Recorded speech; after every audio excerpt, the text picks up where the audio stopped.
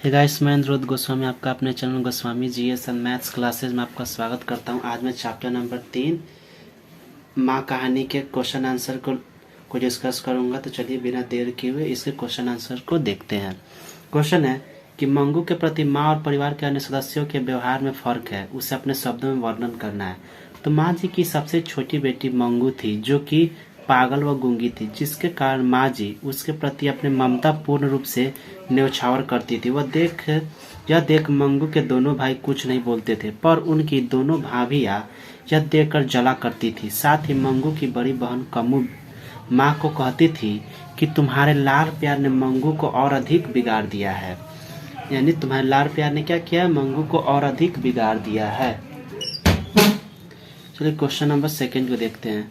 Question number 2 है कि माँ मंगू को अस्पताल में क्यों नहीं भर्ती करना चाहती थी, विचार करें।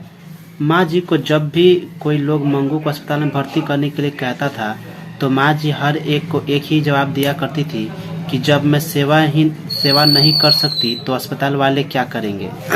यानी माँ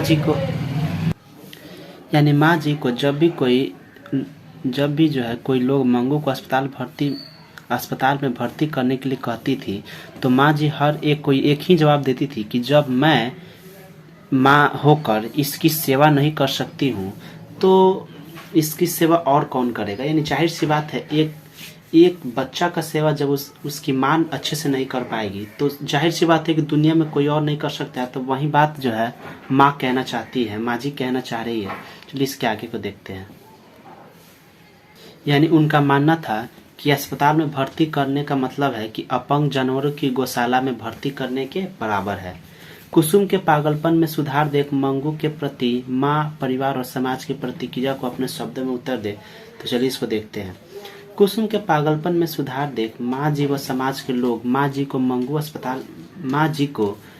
के अस्पताल में भर्ती करने के लिए सलाह दिए। माँ जी भी इसका विरोध नहीं किया। दूसरे दिन कुसुम को अपने घर बुलाई और अस्पताल के बारे में पूछताछ की।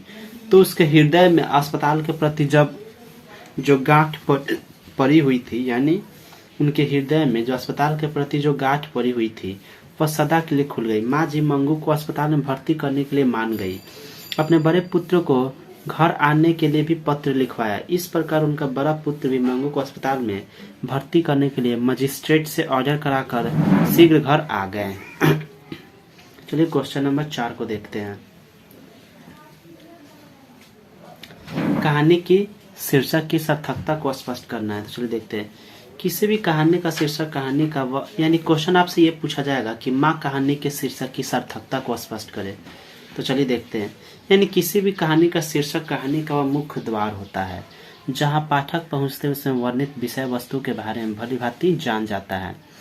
माँ कहानी में कथाकार ईश्वर पेटलीकर ने शुरू से अंत तक माँ के पूर्ण उत्तरदायित्व का वर्णन किया है। माँ अपने सभी संतानों के यानी कहने का मतलब है कि माँ कहानी में कथाकार ईश्वर पेटलीकर जी जो है शुरू से अंत तक माँ के पूर्ण उत्तरदायित्व का वर्णन किया। माँ अपने सभी संतानों के प्रति समान प्रेम दर्शाती है, पर अपंग और गूंगे बच्चे की प्रति माँ ममता कुछ और बढ़ जाती है। यानी जो बच्चा थोड़ा सा पागल होता है उनके प्रति जाहिर सी बात है कि घर वालों का ध्यान ज़्यादा आकृष्ट होता है, और खासकर वो उसकी माँ का तो और ही ज़्यादा उसके प्रति लगाव होगा। तो यही बात बता रहे हैं लेखक। इस प्रकार माँ अपने पागल पुत्री के बारे में सोचती है। अंततोगत्वा उनकी श्रेणी में मिल जाती है। अंततोगत्वा क्या होती है कि माँ भी क्या होती है, पागल हो जाती है। इस प्रकार स्पष्ट होता है कि माँ कहानी शीर्षक की सार्थकता को स्पष्ट करती है। माँ अपने बच्चों के प्रति इस प्रकार उत्तरदायित्व निभाती है कि कुसुम ठीक होकर आ गई तो उसको अपने घर बुलाकर पूछती है कि क्या अस्पताल में सभी व्यवस्था अच्छे ढंग से होते हैं। तब कुसुम से वो जान गई कि हाँ, अस्पताल का सारा व्यवस्था अच्छे से होता है। तब वो अपनी बेटी मंगू को अस्पताल में भर्ती करने के लिए राजी होती है। यानी एक माँ का उत्तरदायित्व बनता है कि कैसे उसको अपनी बच्ची मंगू को कैसे अच्छी तरह से ठीक कर पाए। तो इसी प्रकार वो कुसुम से ही पूछती है। तो जब उसकी बातों से वो स्पष्ट रूप से संतुष्ट हो जाती है, तब वो क्या करती है, अपनी बच्ची मंगू को अस्पताल में भर्ती करने के लिए इजाज़त देती है। तो hope you guys like this video आपको अच्छा लगे तो प्लीज़ इसे लाइक, शेयर और हमारे channel Goswami GS and maths classes को सब्सक्राइब कर दीजिए। ऐसे ही वीडियो मैं आपके लिए लेकर आता रहूँगा। ये आपका 3 चैप्टर जो आज कंप्लीट हो गया, कल मैं आपको 4 चैप्टर लेकर आऊँगा। तो ऐसे ही हमारे चैनल पर बने रहे और हमारे चैनल को सब्सक्राइब कर दें।